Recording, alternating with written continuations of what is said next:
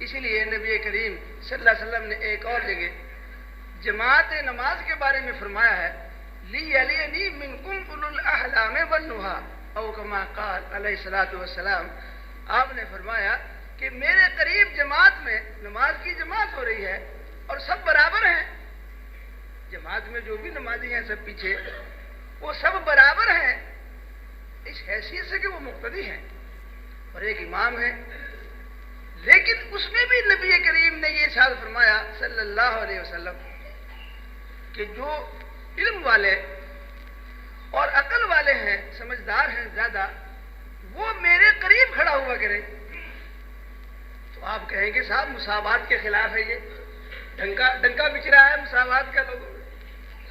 اور ایک اعلان عام ہے مساوات کہ جب نماز میں کھڑے ہوئے تو سب برابر ہو گئے. لیکن دیکھو نبی کریم صلی اللہ علیہ وسلم کی کیا تعلیم ہے. آپ اس پر غور فرمائیں کہ یہ مساوات کے خلاف نہیں. کیوں؟ اس لیے آپ نے یہ فرمایا کہ میرا اگر کوئی ضرورت پیش آ جائے مجھے کہ نماز میں خلیفہ بنانا پڑے کسی کو تو پھر ایک عام آدمی کی بجائے وہی بنے گا نا جو افضل قوم کا ہوگا. تو افضل ترین آدمی قریب ہو تاکہ اگر کوئی ایسی ضرورت پیش آ جائے تو اس کو خلیفہ بنایا جائے جو افضل ترین قوم ہو اس وقت. تو دیکھنے میں عدم مساوات معلوم ہو رہی ہے مگر حقیقت میں اس میں بڑے احکام مضمر ہیں بڑے اسرار ہیں اور بڑے بھید ہیں اس کے اندر. لیکن کون سمجھے اور کون سمجھاوے. اس زمانے میں تو عقل کی کوئی بات کہے تو اسے بے عقلا کہا جاتا ہے. اس زمانے میں جب سارے کے سارے پاگلوں کی جماعت ہو جائے اکٹھی تو اس میں کوئی عاقل اگر آ جائے گا تو وہ پاگل بنا دیا جائے گا. کیونکہ اجماع ہو گیا ہے پاگلوں کا کہ یہ آدمی پاگل ہے. پاگلوں نے اتفاق کر لیا اس کے اوپر کہ یہ آدمی جو عقل ہے مند ہے یہ پاگل ہے.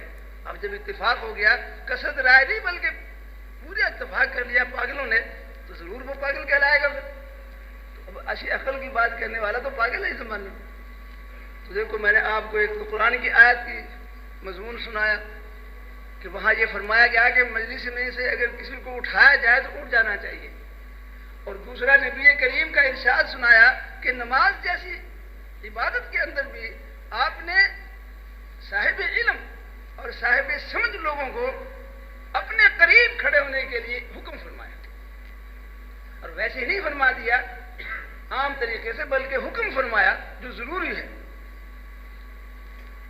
تو ان دونوں قرآن اور حدیث کی ملانے سے سمجھ میں آ رہا ہے مسئلہ اور بات سمجھ میں آ رہی ہے کہ اصل میں بندگی یہ ہے کہ جو حکم ہو وہ عمل کر لیا جائے. اس کو بندگی اسے کہتے ہیں. بندگی اسے کہتے ہیں کہ جو حکم ہو اس پر اس وقت عمل کر لیا جائے. اس کو